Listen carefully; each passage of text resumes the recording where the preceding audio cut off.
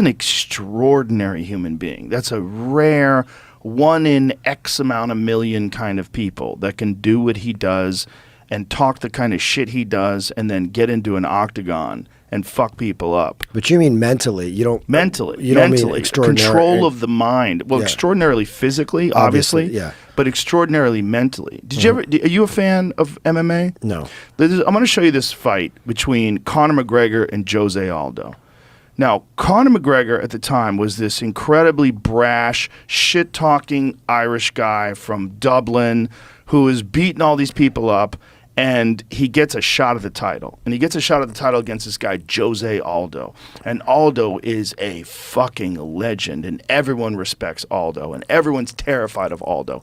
And all Conor does through the entire training camp and all the press conferences is just talk mad shit about him. Hold on a second. Talks mad shit about him the entire time. Months of press conferences. Takes his belt from him at a press conference and screams at him and is like, inside this guy's head. So he's created the ultimate emotional pressure cooker.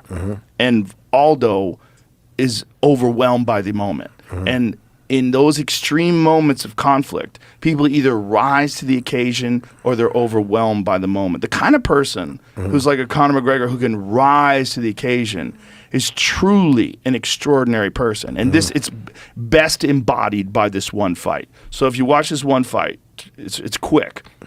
This is Conor coming out, big smile, super loose, to the biggest fight by far of his career. The biggest fight in all of martial arts history. UFC. So he gets into the octagon. This is Jose Aldo, world champion, legend, but overwhelmed by the moment. And Conor's talking to him. He's talking to him. It's like, let's go, boy. Let's go, boy.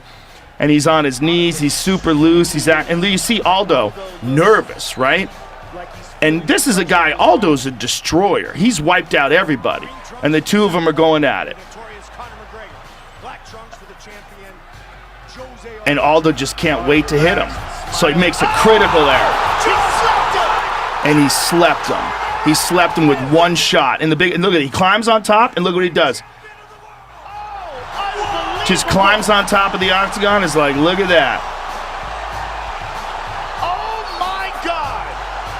And he's making the money thing, like he's like shuffling off money. And now he's become the richest MMA fighter of all time, and he's a huge business with Proper 12. But to be a person that can do that under that kind of pressure, that's an extraordinary human being. There's very, very, very few of them that have ever walked the face of the earth that can do that in front of that many people in that moment, which is built up over months and months and months, really years of taunting him. But months and months and months.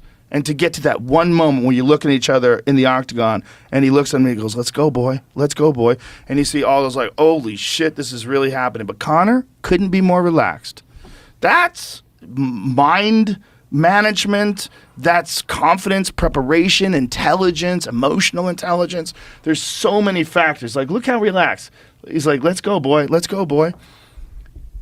And look how relaxed he is. He's like he's fucking around. Like he doesn't even feel the pressure of the moment. He's just eating that pressure. Right. And he goes out there and just lights him up. It's amazing. It's amazing. That's, to me, part of what I love about this. It's like seeing, like, how does someone handle this pressure? How does someone handle this moment? How do you handle this guy in Jose Aldo who's a fucking assassin, an assassin, and get him so in his head that he charges forward and gets clipped with a perfect left hand? Like, out of character. Like, he's usually a more clever fighter. That was a bad fight move that he made. 100%. Just like rookie. Not only was it a bad fight move, but Conor anticipated it. So if you watch Conor warming up in the green room, in the dressing room before the fight, he's practicing that very move, and he imitates Jose Aldo's movement and behavior. It's like he knew he was going to do that. So he's so far ahead of this game. Yeah. That's why it's so interesting to me. See, look at him. Look at him in the dressing room on the left-hand side. See, he's mimicking his movement and what he's going to do. And he even mimicked the way Aldo moves around. How Aldo, it's not in this particular clip, but he mimics how Aldo is kind of stiff.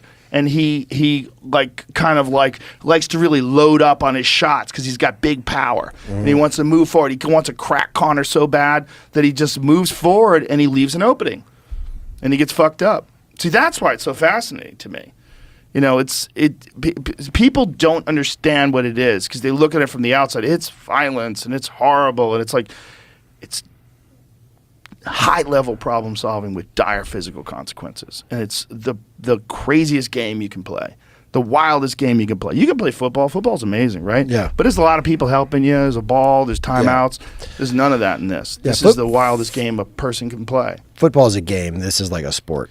It's combat sports. Yeah. Combat sports are they're what all sports aspire to. Yeah. If someone wins a basketball game, they can always say, yeah, well, I could have kicked your ass. Yeah. You might have beat me at basketball, but I could kick your ass. Nobody gets their ass kicked and goes, yeah, well, I'll fuck you up at basketball. Because no one cares.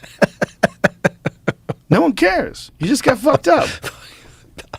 Yeah, and this is not like a bullying thing. This is not someone who's bigger, stronger, who picks on someone who's who's defenseless. This is two people that are champions, the elite of the elite, and they choose to meet and they prepare for each other. Yeah.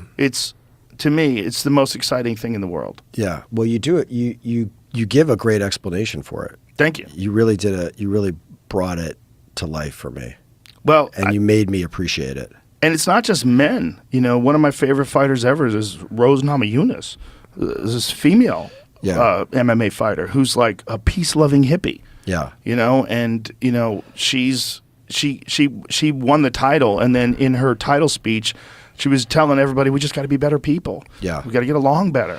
But I think without that narrative that you put on it, it's hard for people to understand. Yeah. Well, it's one of those things. That's like the story of it as a storyteller. Yeah. That I see you doing. Like you created a whole way of understanding the experience that if I didn't have that, I just look at it, I'm like, okay, that's a dude that missed his right hand, another dude that connected with the left. So that's why the story of it is so important. There's so much to that story. That is a crazy story. And that was the rise of Conor. And then Conor went on to beat Eddie Alvarez to become a concurrent 2-division champion. He was the first double champ. So he held both the lightweight and the featherweight title at the same time, which is crazy. And then he abandoned the featherweight title and kept the lightweight title. And then, I mean, those types of people that are the elite of the elite in combat sports athletes, they're some of the most, they could do anything. That's what they interfaced with. That's what they chose to succeed at. They would have succeeded as a special forces operator. They would have succeeded as a fighter jet pilot. They would have succeeded as anything that's very difficult to do if they were obsessed with it and they chose to give themselves to it. So you admire excellence. Yes. As I do too. Yes. I mean,